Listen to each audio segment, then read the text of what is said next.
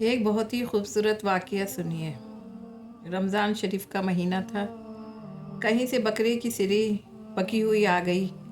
آپ صلی اللہ علیہ وسلم بڑے شوق سے نوش فرما رہے تھے اور ساتھ میں ارباز بن ساریہ بھی تھے، حضرت علی رضی اللہ تعالیٰ عنہ بھی تھے اور 3-4 آدمی سحری کھا رہے تھے۔ بلال رضی اللہ تعالیٰ عنہ آئے کہ یا رسول اللہ صلی اللہ علیہ وسلم، سحری کا ٹائم ختم ہو گیا ہے، میں اذان دینے جا رہا ہوں، آپ کھانا پینا بند کر دیں۔ آپ صلی اللہ علیہ وسلم نے کہا ٹھیک ہے۔ بلال باہر چلے گئے، اذان دینے لگے۔ پھر خیال آیا میں دیکھ لوں کہ آپ صلی اللہ علیہ وسلم نے کھانا چھوڑا کہ نہیں۔ واپس آئے تو آپ صلی اللہ علیہ وسلم کھا رہے تھے۔ عرض کیا یا رسول اللہ، اللہ کی قسم صبح ہو گئی۔ آپ صلی اللہ علیہ وسلم نے ہاتھ پیچھے کر لیے اور کہا، ارے بلال، نہیں ہوئی تھی، صبح نہیں ہوئی تھی، تیرے قسم کھانے پر اللہ نے پہلے نکال دیا کہ تیری قسم جھوٹی نہ پڑے۔ حضرت علی رضی اللہ تعالیٰ عنہ فرماتے ہیں، اگر بلال قسم نہ اٹھاتے تو جب تک میرے نبی صلی اللہ علیہ وسلم کھانا کھاتے رہتے، اللہ صبح کو پیچھے ہٹاتے جاتے، ہٹاتے جاتے، ہٹاتے جاتے۔ کیا شان ہے آپ صلی اللہ علیہ وسلم کی، سبحان اللہ۔ رمضان مہینہ کا بابرکت رحمتوں والا مہینہ چل رہا ہے۔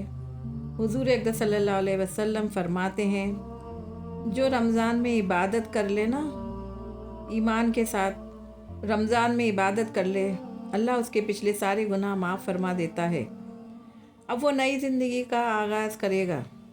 جس نے شب قدر پر رو رو کر اللہ سے توبہ کر لی، جو رمضان کے بعد کرپشن چھوڑ دے، جھوٹ چھوڑ دے، بد دیانتی چھوڑ دے، دل دکھانا چھوڑ دے، جس نے رمضان میں روزے رکھے، تراویح پڑھی، وہ نئی زندگی کا آغاز کرے۔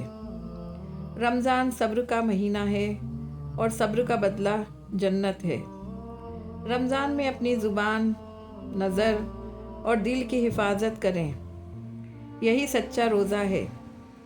جو رمضان میں اپنے گناہوں کی سچے دل سے توبہ کر لے، پھر واپس وہ گناہ نہ کرے، وہی سب سے امیر ہے۔ رمضان اللہ کی رحمت کا دروازہ ہے، جو اس میں داخل ہو گیا وہ کامیاب ہو گیا۔ بھوک اور پیاس سے زیادہ ضروری ہے دل کو گناہوں سے روکنا۔ حدیث میں مضمون ملتا ہے کہ جو رمضان میں ایک سجدہ کرے تو ایک سجدے کے بدلے جنت میں ایک محل عطا کیا جائے گا۔ ذرا غور کریں، ہم کتنے سجدے کرتے ہیں؟ ہم عشاء کی نماز پڑھتے ہیں، ہم تراویح پڑھتے ہیں، تراویح میں 20 رکعت پڑھتے ہیں، 20 رکعت میں 40 سجدے ہو گئے۔ عشاء کی 17 رکعت ملا لیں تو مزید 34 سجدے، 34 اور 40 ملا لیں تو 74 ہو گئے۔ اور مغرب کی نماز بھی رات کی نماز میں ہی آتی ہے، مغرب میں ہو گئے 18 سجدے۔ جو مغرب پوری پڑھے گا، عشاء پوری پڑھے گا اور تراویح پڑھے گا تو ایک رات میں 92 سجدے کرتا ہے۔ جو ایک رات میں 92 سجدے کرتا ہے تو انشاءاللہ وہ ایک رات میں 92 گھر روزانہ وہ جنت میں کما رہا ہے۔ جنت میں محل ہی نہیں، آقا صلی اللہ علیہ وسلم فرماتے ہیں کہ ہر سجدے پر 1000 نیکیاں بھی ملیں گی۔ ہر سجدے پر 1000 نیکیاں اگر ملیں تو 92 سجدے میں 92,000 نیکیاں ہو گئیں۔ پھر فرمایا ہر سجدے پر جنت میں ایک درخت بھی لگایا جائے گا۔ نبی کے وعدوں پر یقین رکھیں، ہر سجدے پر اتنا کچھ مل رہا ہے تو کیوں کوئی 8 رکعت تراویح پڑھ کر چلا جاتا ہے، کوئی 12 رکعت پڑھ کر چلا جاتا ہے اور کوئی تو تراویح ہی نہیں پڑھ رہا۔ رمضان کی راتیں کھانے پینے گھومنے پھرنے کے لیے نہیں ہیں، عبادتوں کے لیے ہے، اللہ کو راضی کرنے کا مہینہ ہے۔ اس مہینے میں حاصل کر لو جو حاصل کرنا ہے۔ نبی پاک کی حدیث سے سمجھو رمضان کیا ہے۔ حضور اقدس صلی اللہ علیہ وسلم فرماتے ہیں، اگر اس امت کو معلوم چل جائے کہ رمضان کیا ہے تو یہ تمنا کرتے کہ 12 مہینے ہی رمضان ہو۔ دیکھیے ایسے کئی لوگ تھے جو پچھلے رمضان میں تھے، اس رمضان میں نہیں ہے۔ کیا پتہ کہیں ایسا نہ ہو کہ یہ رمضان ہمارا بھی آخری رمضان ہو۔ اللہ آپ کو اور ہماری خوب لمبی عمر کرے، آمین ثم آمین۔ ہماری اتنی لمبی عمر کرے کہ ہم خوب نیکیاں اکٹھی کریں، اور ہماری اتنی لمبی عمر کرے اللہ پاک کہ ہم خوب عبادت کریں اور خوب نیکیاں اکٹھی کریں۔ لیکن اگر آخری رمضان سمجھیں اور ہر نماز کو آخری نماز سمجھ کر پڑھیں، پھر ہماری عبادت کا ذوق ہی الگ ہوگا۔ اگر ہر نماز کو آخری نماز سمجھ کر پڑھیں گے تو تڑپ ہی کچھ اور ہوگی۔ یاد رکھیں، جبریل امین نے یہ دعا کی تھی کہ جو رمضان کو پائے اور اپنی مغفرت نہ کروا پائے اسے ہلاکت ہے، اور ہمارے حضور اقدس صلی اللہ علیہ وسلم نے اس پر آمین فرمایا تھا۔ دعا کون کر رہا ہے؟ فرشتوں کا سردار۔ آمین کون کہہ رہے ہیں؟ نبیوں کے سردار۔ ہمیں تو چیتنا چاہیے، ہمیں جاگنا چاہیے کہ 15 رمضان گزر گئے، پتہ نہیں ہماری بخشش ہوئی ہوگی یا نہیں۔ کروڑوں لوگ بخشے گئے ہوں گے، بخشے ہوئوں کا واسطہ اللہ مجھے بھی بخش دے۔ ایک بار نبی کریم صلی اللہ علیہ وسلم صحابہ اکرام کے بیچ بیٹھے جلوہ فرما رہے تھے۔ صحابہ کو خود نبی پاک نے ایک قصہ سنایا کہ پچھلی قوم میں بڑے بزرگ تھے، ان کا نام حضرت شمعون تھا۔ 1000 مہینے تک ایسی عبادت کی، دن میں روزے رکھے، رات میں نوافل پڑھیں، جہاد بھی کیا اور شہید بھی ہو گئے۔ جب صحابہ اکرام نے یہ واقعہ سنا تو صحابہ اکرام کے دلوں پر ملال گزرا۔ کیا انداز تھا صحابہ اکرام کے سوچنے کا۔ کہتے ہیں حضور یہ پچھلی قوم والے تو آگے بڑھ گئے، اتنی ساری عبادت، 1000 مہینے کی عبادت، ہماری تو عمر ہی تھوڑی ہے۔ حضور صلی اللہ علیہ وسلم وہ نیکیوں میں آگے بڑھ گئے ان سے، کیونکہ ان کی عمر زیادہ تھی۔ سبحان اللہ۔ نبی پاک کے دل افضل پر کچھ ملال گزرا، نبی کریم صلی اللہ علیہ وسلم کے دل پر ملال گزرے، یہ رب کو کب منظور ہے۔ جبریل امین آتے ہیں، کہتے ہیں حضور غم زدہ نہ ہو، آپ کی امت کو اللہ نے ہر سال ایک رات ایسی دی ہے جو اس رات میں عبادت کرے گا، اللہ حضرت شمعون کی 1000 مہینے کی گئی عبادت کا سے بھی زیادہ ثواب عطا فرما دے گا۔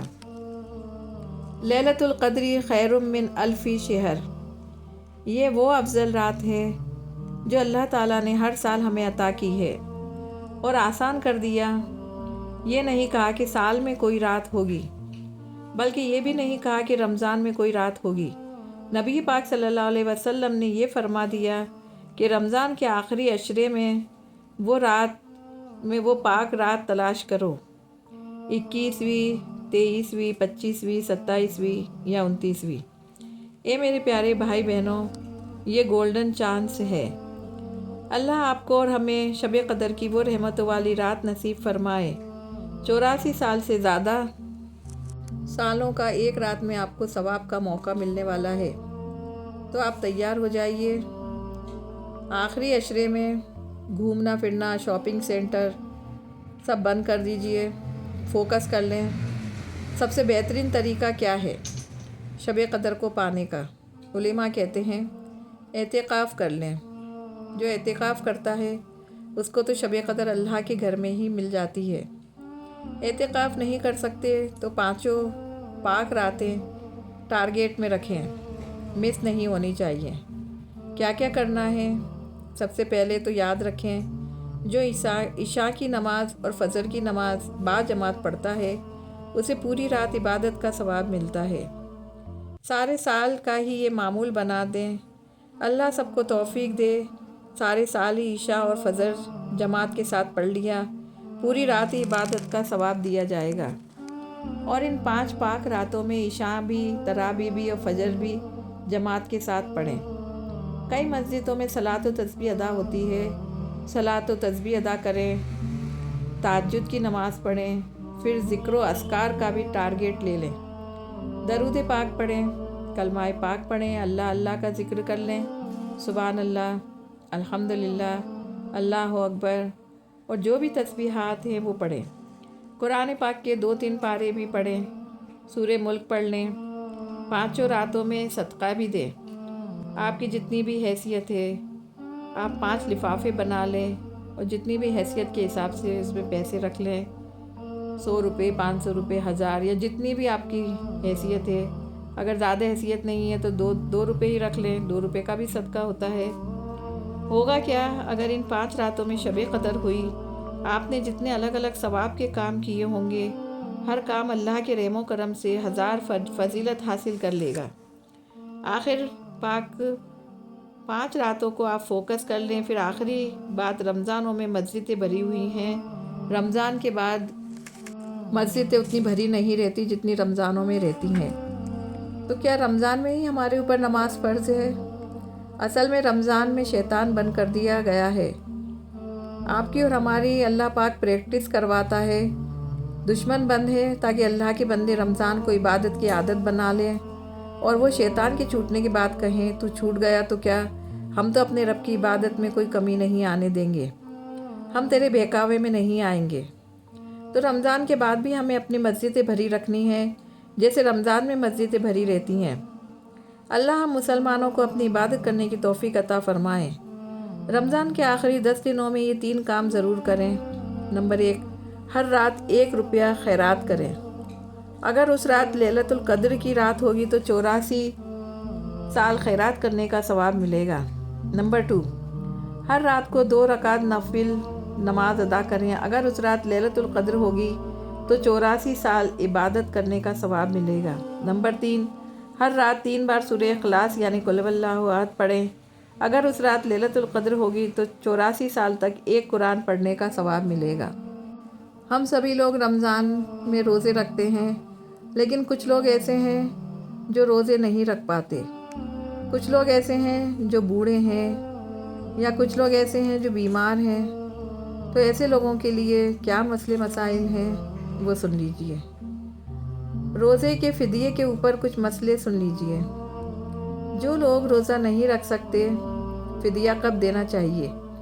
اگر آپ ایسی بیماری میں مبتلا ہیں، آپ اتنے بوڑھے ہو چکے ہیں، یا آپ کسی ایسی پریشانی میں مبتلا ہیں کہ آپ روزہ رکھ ہی نہیں سکتے، بیماری بڑھ جائے گی۔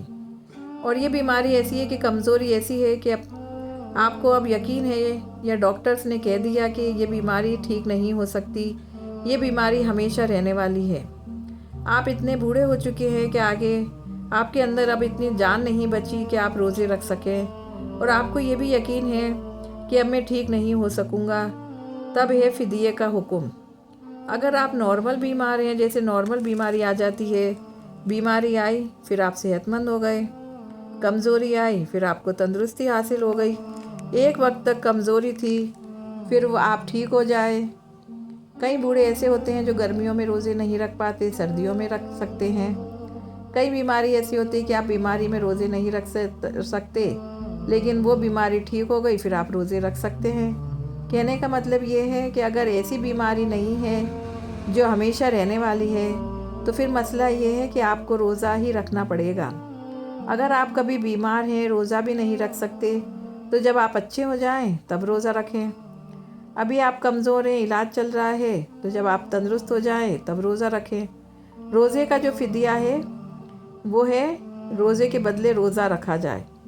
اگر ابھی نہیں رکھ سکتے تو 2 مہینے بعد رکھیں، ابھی نہیں رکھ سکتے تو 3 مہینے بعد رکھیں، 6 مہینے بعد رکھیں، سال بھر یا پوری زندگی میں کبھی بھی رکھ سکتے ہیں۔ روزے کا قضا ہوتا ہے، روزے کا فدیہ روزہ ہی ہے۔ جب بھی آپ کو موقع ملے، آپ کے جتنے روزے چھوٹے ہیں، موقع ملے تب آپ روزے رکھیں۔ فدیہ روزے کے بدلے تب دیا جائے گا کہ آپ زندگی بھر روزے رکھنے کے قابل نہ ہو، بیماری آپ کو ہے وہ ہمیشہ رہنے والی ہے، آپ اتنے بوڑھے یا اتنے بیمار ہو چکے ہیں کہ آپ زندگی میں کبھی روزہ ہی نہیں رکھ سکتے، تب آپ فدیہ دے سکتے ہیں۔ تب آپ ایک روزے کے بدلے میں ایک مسکین کو صبح شام دونوں ٹائم کا کھانا کھلا دیں۔ سورہ بقرہ میں اللہ تعالیٰ ارشاد فرماتا ہے کہ جنہیں روزہ رکھنے کی طاقت نہ ہو اس کے بدلے ایک مسکین کے کھانے کا ذمہ ہے، یعنی ایک روزے کا فدیہ ایک غریب کو صبح شام کا بھرپیٹ کھانا کھلانا ہے۔ اگر کھانا نہیں کھلا سکتے، اس کو پیسے دینا چاہتے ہیں تو صدقہ فطر یعنی گیہوں سے فدیہ دینا چاہتے ہیں تو 2.25 کلو گیہوں آپ دے سکتے ہیں، یعنی آپ 2.25 کلو گیہوں دیں یا اتنے پیسے دے دیں جتنے میں 2.25 کلو گیہوں آ جائیں۔ آج کل گیہوں کی قیمت ہمارے ایریے میں 22 روپے یا 25 روپے کلو ہے، تو آپ اس حساب سے روپے جوڑ لیں اور غریب کو دے دیں۔ 2 روزے چھوٹے ہیں تو 2 بار 2.25 کلو گیہوں دیں، 3 چھوٹے ہیں تو 3 بار 2.25 کلو گیہوں یا اتنے روپے دے دیں۔ اس حساب سے آپ اپنے روزے کا فدیہ دے سکتے ہیں۔ کھجور، کشمش یا جو یا چھوارے سے فدیہ دینا چاہتے ہیں، کچھ ایریوں میں یہ دیا جاتا ہے، تو اس حال میں 3.5 کلو دینا ہے۔ جس علاقے میں آپ رہتے ہیں وہاں کے ریٹ معلوم کر لیں، اس ریٹ کے حساب سے فدیہ دیں۔ یا کوئی اور چیز دینا چاہتے ہیں تو اتنے روپے میں کوئی اور چیز بھی آپ خرید کر دے سکتے ہیں۔ تو یہ مسئلہ آپ کو سمجھ میں آ گیا ہوگا۔ اللہ مجھے اور آپ کو بھی رمضان کی برکتیں عطا فرمائے، لیلۃ القدر کی برکتیں بھی عطا فرمائے، اور رمضان کے بعد بھی عبادتوں میں مصروف رہنے کی توفیق عطا فرمائے۔ رمضان میں خوب سخاوت کیجئے، اللہ کی راہ میں خرچ کیجئے، غریبوں کی عید اچھی کیجئے، ان کے دسترخوان وسیع کر دیجئے، اللہ آپ کو نوازے گا۔ اپنی زکوٰۃ پوری دیجئے، زکوٰۃ دیتے وقت سب سے پہلے اپنے غریب رشتہ داروں کا خیال کیجئے۔ یا رب العالمین ہم گنہگار بندوں کی مغفرت فرما دے۔ یا رب العالمین ہمیں عبادت کرنے کی توفیق عطا فرما، ہمارے گناہوں کو معاف کر۔ آمین ثم آمین یا رب العالمین۔